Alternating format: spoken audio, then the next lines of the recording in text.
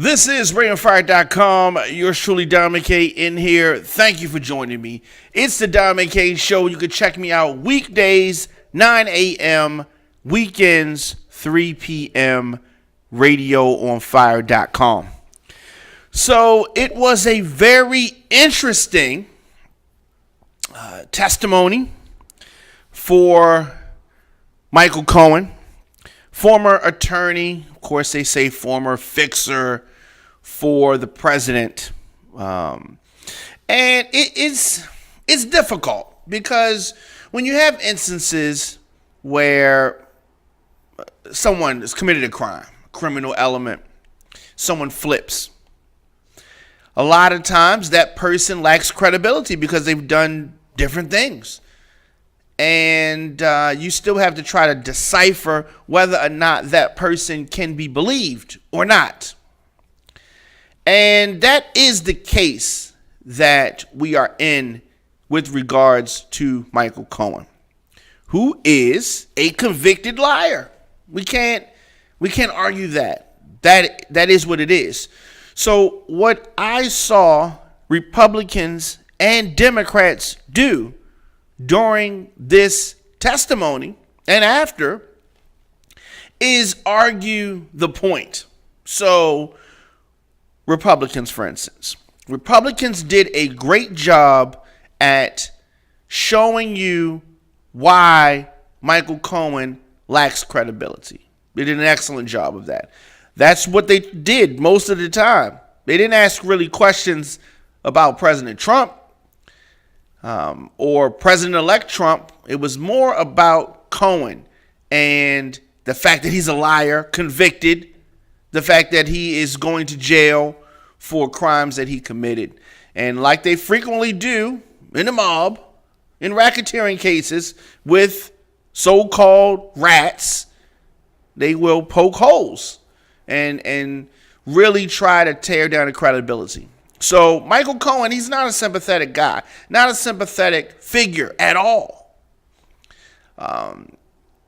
There were so many interesting points. Was his testimony entertaining? Hell yeah, definitely entertaining. Now, he was under oath. Did he tell lies under oath on Wednesday? I don't know. It's really hard to say because Republicans, if he's speaking favorably about Trump, they say he's telling the truth. Democrats, if he's speaking bad about Trump, he's telling the truth. But you can't have it both ways. You can't have it both ways. Is he a liar? Yes. Does that mean that everything he says out his mouth is a lie? Not necessarily doesn't mean that. But he testified, right, over the objection of Republicans. They didn't want him there. Why didn't they want him there? Did they not want him there because he's a liar? I think they didn't want him there because of the information that he knows. He definitely knows information. But here's what really hurts him. He lied to this committee before. Not the same makeup, but he lied. That's difficult to contend with. So what he did was talk about things that were probably uncomfortable for him. He suggested that Trump implied for him to lie. And here's another crafty thing, another slick thing about Trump. He protected himself because in a lot of instances, mob bosses don't say, kill this person. They'll say something like, I don't want to ever see that guy again. It'd be good if he was gone or something to that effect. They'll hint to it. And then the worker, the minion, the shooter, whoever will get it done. And then that person, the boss, has plausible deniability. They can't pin anything on him. So Trump's slick like that.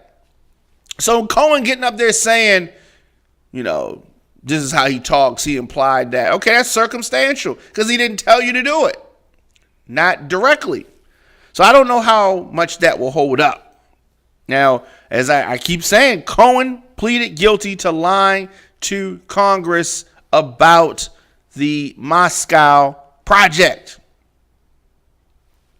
So why is he here? People say he has nothing to lose. Republicans tried to hint that he's cooperating because he's trying to lighten up his sentence. Yes, of course he is. Of course he is. That doesn't mean it's going to happen. They pushed off his report to jail date 2 months for a reason, because they want to give him the opportunity to make amends, do something, which it appears that that's what he did. He implicated several members of the Trump organization, and I'm sure that they're going to be coming in sometime, quite possibly. So another interesting point, Cohen refused to say that he would not profit from a book or a movie deal. He even said that some people had reached out to him. So that's going to be an interesting thing there. The question was asked, can you commit under oath that you have not and will not pursue a book or movie deal based on your experiences working for the president? No, Cohen said. No. Can you commit under oath that you will not pursue upward opportunities to provide commentary for a major network with your experiences working for the president? No. So let's understand something. There are going to be interviews. There are going to be some type of documentaries about his instances. Maybe even a movie. Who knows? Now, I feel that the Cohen testimony revealed more than the Mueller report is going to reveal. As far as more to the American people than the Mueller report is going to reveal. Very damning information or depiction of Trump's campaign and business operations happened during Michael Cohen's testimony. He was once a member of the inner circle. Now he is a hated ex. Hated ex. Cohen is a convicted liar, admitted liar. His evolution, his road to redemption. Do you believe it? Is it something that you can really sit with? The legal fixer. He once boasted, of course, he'd take a bullet for the president. Now it seems as though he's throwing bullets. Campaign finance violations. You know, it's difficult because if a lot of the things that he lied about stands, why did he lie?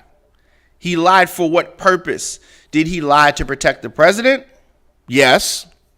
Did he lie on occasion to protect himself? Yes. Does he lie when it is convenient? Yes.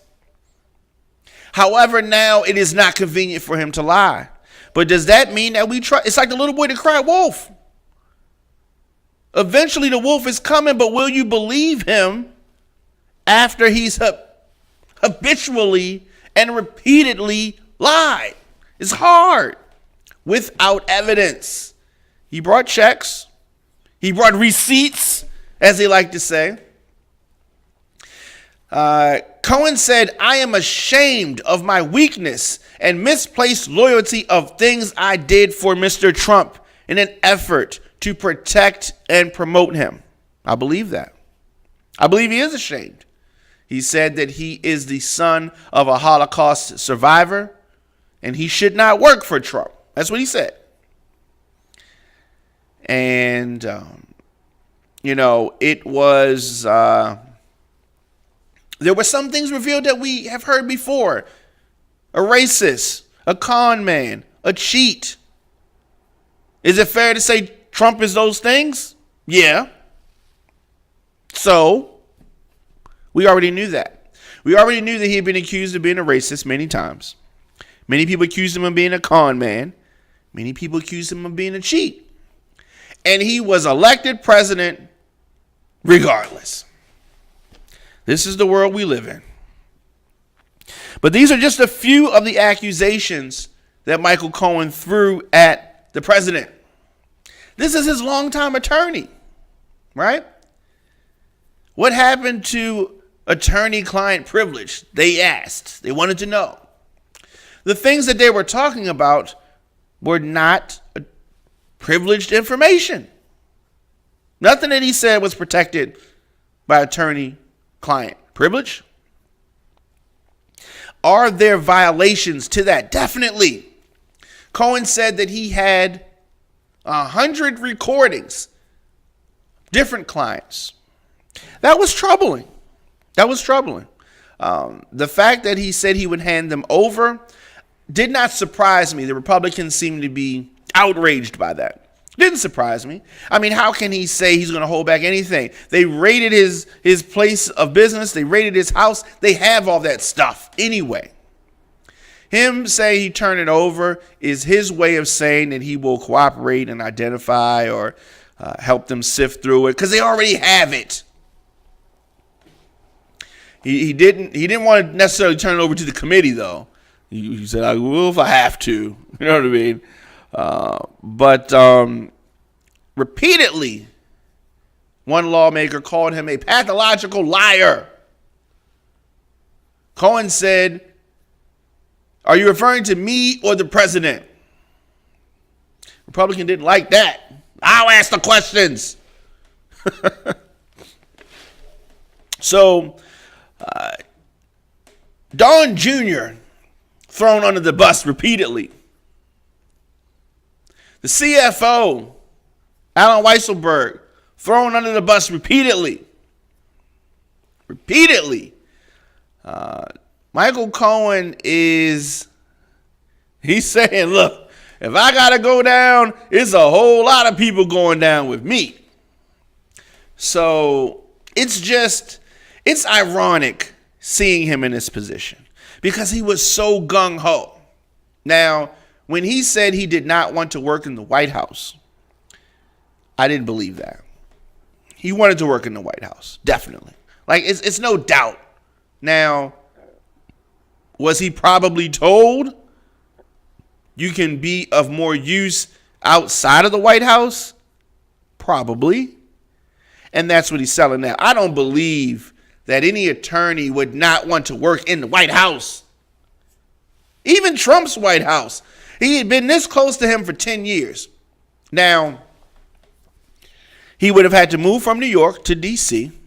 Trump didn't want to do that, but he eventually did it. And he's fine with it, and other people would have. I definitely believe that he would have worked in the White House and wanted to work in the White House. Everybody else was in the White House, right? But it is interesting because this story of redemption, or it a continuance of the lies that you think people want to hear. Many times, Michael Cohen said, I told this lie because that's the way Trump talks, and he insinuated that he wanted me to do it. Is Michael Cohen telling the truth now? Or is he saying what Democrats have insinuated they want him to say? That's the question. I don't know.